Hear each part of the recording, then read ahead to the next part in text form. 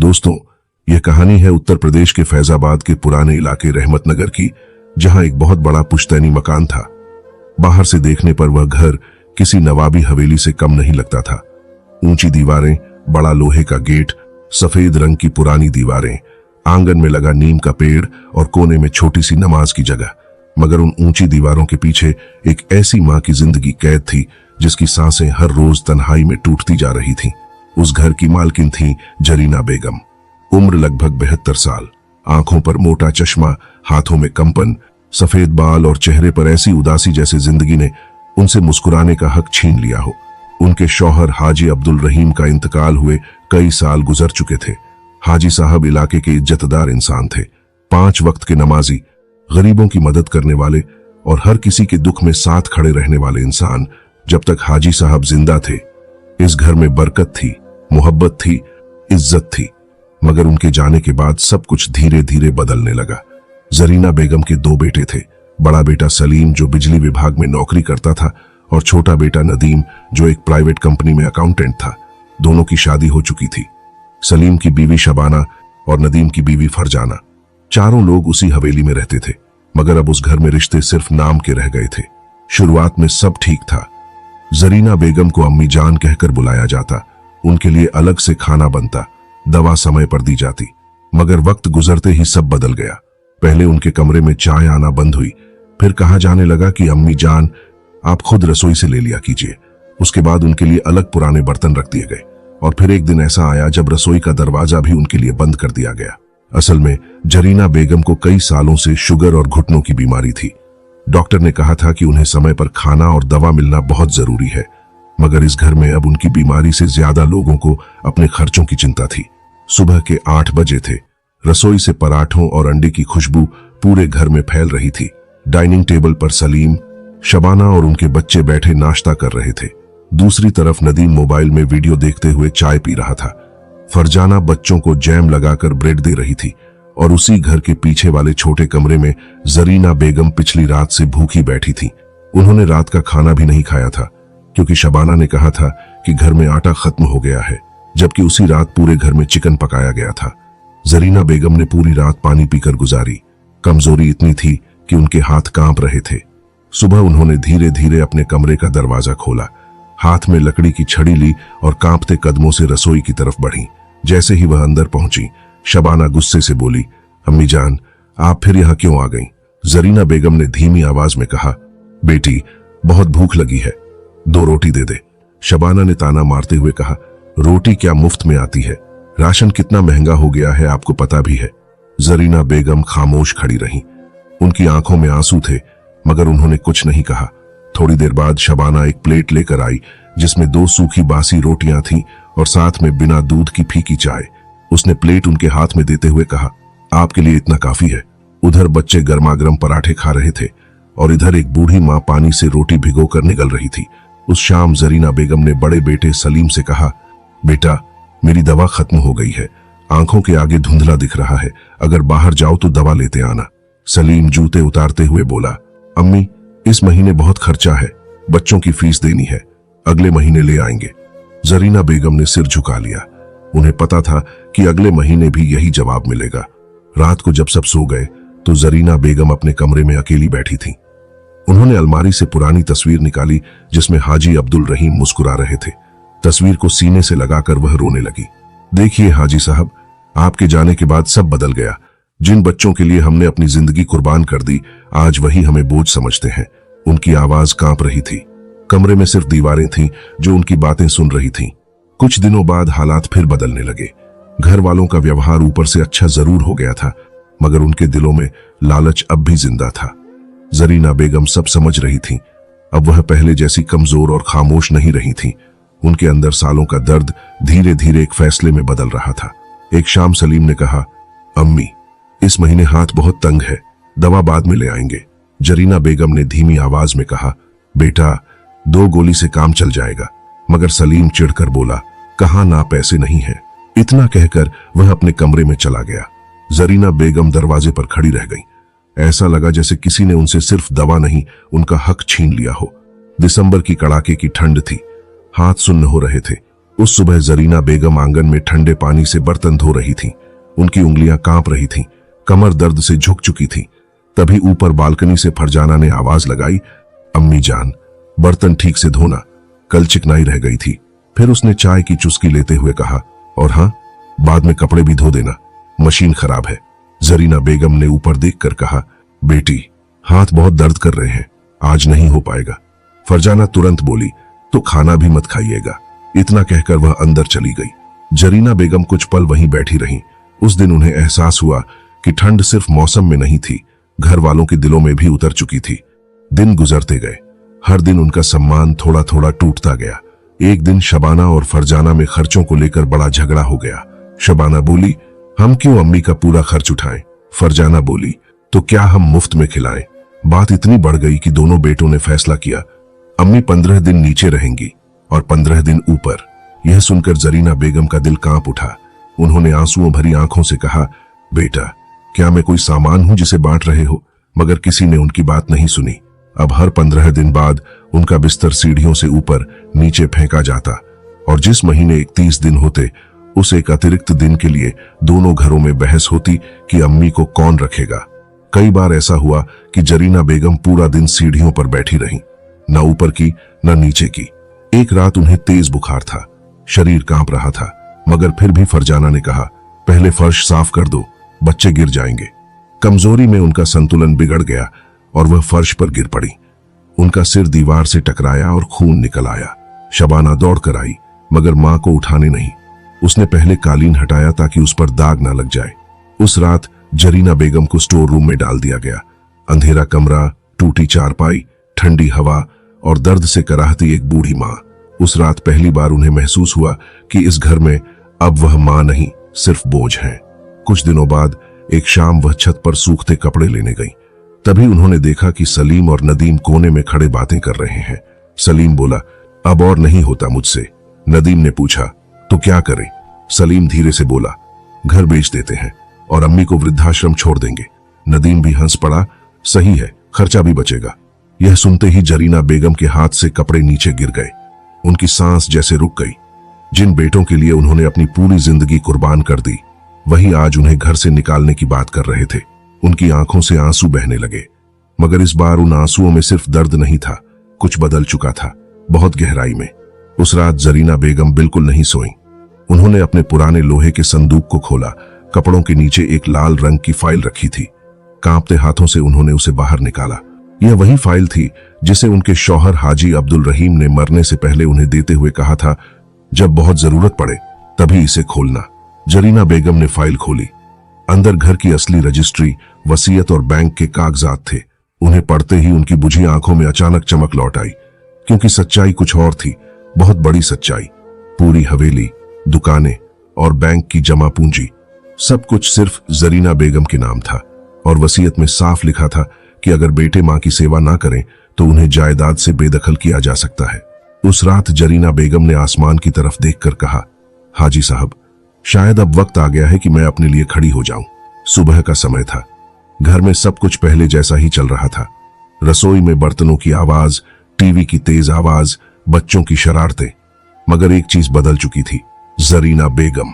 आज उनके चेहरे पर वही खामोशी थी, मगर उसके पीछे अब बेबसी नहीं, फैसला छिपा था। छड़ी की हर आवाज जैसे किसी फैसले की दस्तक थी। कुछ देर बाद जरीना बेगम शहर के पुराने बाजार में पहुंची।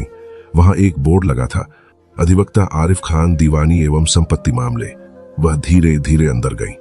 सामने लगभग 40 साल का एक वकील बैठा था। चेहरे पर गंभीरता और आंखों में तहजीब साफ दिखाई दे रही थी। उसने तुरंत खड़े होकर उन्हें कुर्सी दी और बोला, अस्सलाम वालेकुम अम्मी जान, कहिए कैसे आना हुआ? जरीना बेगम ने कांपते हाथों से लाल फाइल मेज पर रख दी और धीमे स्वर में बोली, बेटा, पहले यह कागज पढ़ लो। आरिफ खान ने फाइल खोली। जैसे जैसे वह पन्ने पढ़ता गया, उसकी आंखें हैरानी से चौड़ी होती गईं। वह तुरंत खड़ा हो गया और बोला, अम्मी जान, यह पूरी हवेली तो आपके नाम है। जरीना बेगम शांत बैठी रही।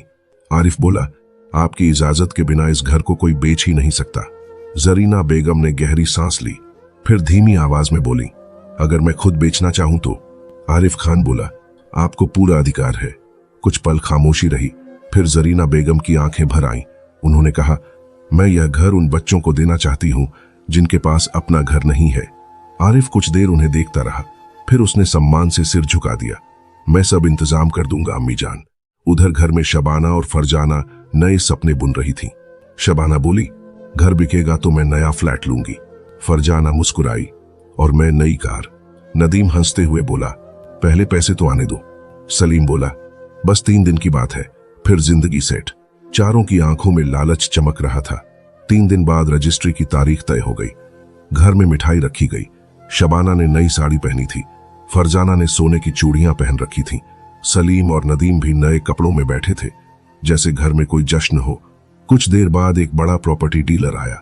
नाम था फैसल मलिक। महंगा सूट, हाथ में फाइल और चेहरे पर बिजनेस वाली मुस्कान। उसे ड्राइंग रूम में बैठाया गया। शबाना और फरजाना ने चाय नाश्ता रखा। सलीम बोला, फैसल साहब, लोकेशन बहुत प्राइम है, कम बात मत कीजिएगा। फैसल ने पूरे घर का मुआयना किया, आंगन देखा, कमरे गिने, फिर बोला, अगर कागज साफ हुए तो सौदा पक्का समझिए।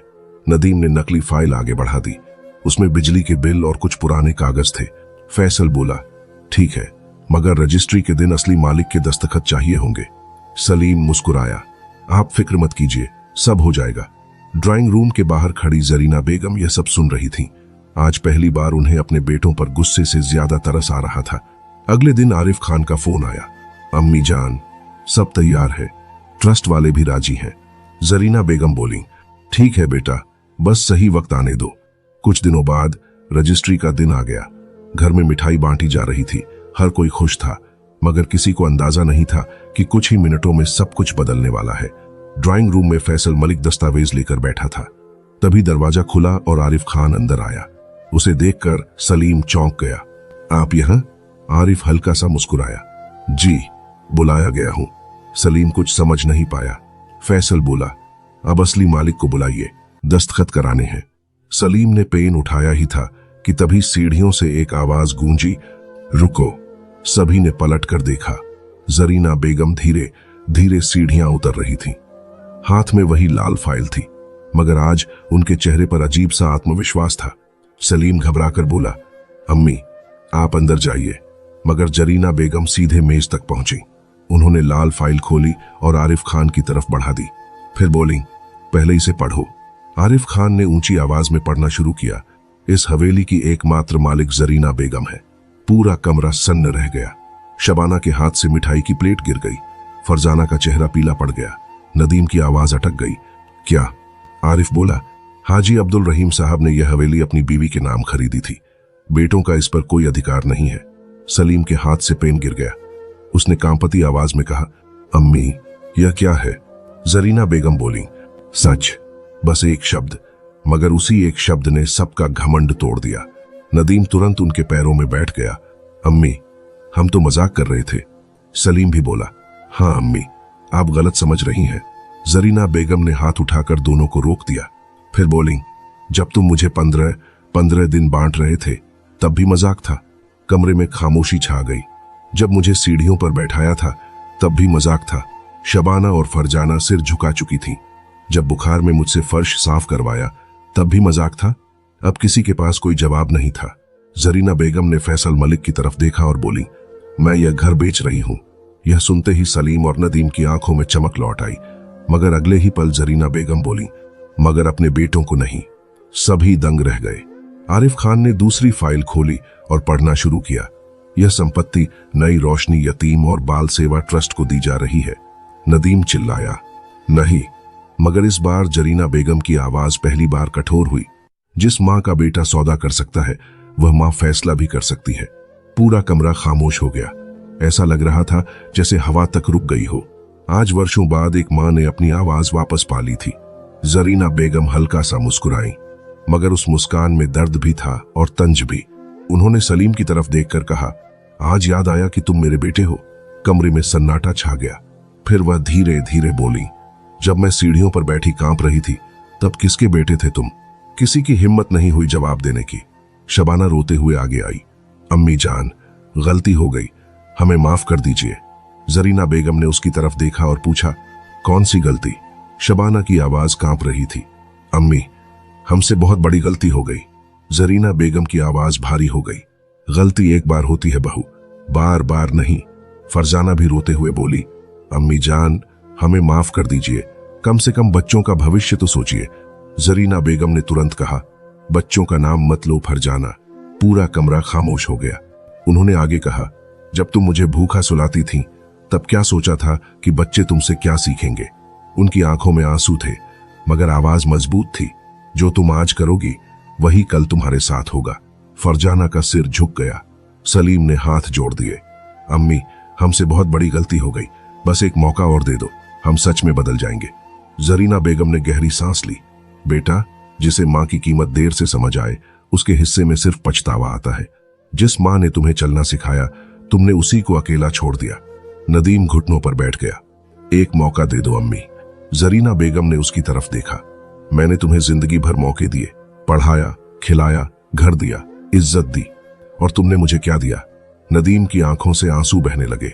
उसी समय बाहर गाड़ी रुकने की आवाज आई। आरिफ खान ने कहा, अम्मी जान ट्रस्ट के लोग आ गए। कुछ देर बाद गेट खुला और लोग अंदर आए। उनके साथ एक महिला थी, नाम था सायरा खान।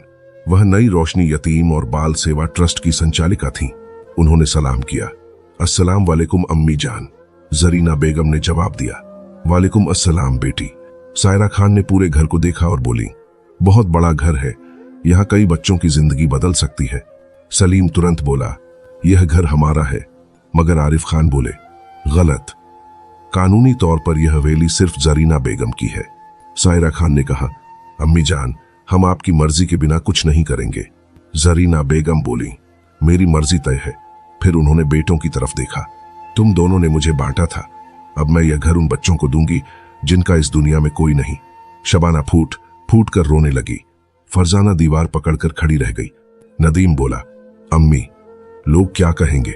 जरीना बेगम ने तुरंत जवाब दिया, जब तुमने मुझे नौकरानी बनाया था तब लोग याद नहीं आए। फिर वह धीरे धीरे सीढ़ियों की तरफ बढ़ी। उसी जगह जाकर रुकी जहां उन्हें कभी घंटों बैठाया जाता था। उन्होंने रेलिंग पकड़ी और कहा, याद है यहीं बैठाकर तुम लोग ऊपर नीचे झगड़ते थे। आज मैं यहीं खड़े होकर फैसला सुनाती हूँ। पूरा घर खामोश था। 1 घंटे के अंदर तुम सब अपना सामान लेकर इस घर से निकल जाओ। सलीम चिल्लाया, अम्मी यह जुल्म है। जरीना बेगम बोली, जुल्म तब था जब तुमने मुझे बांटा था।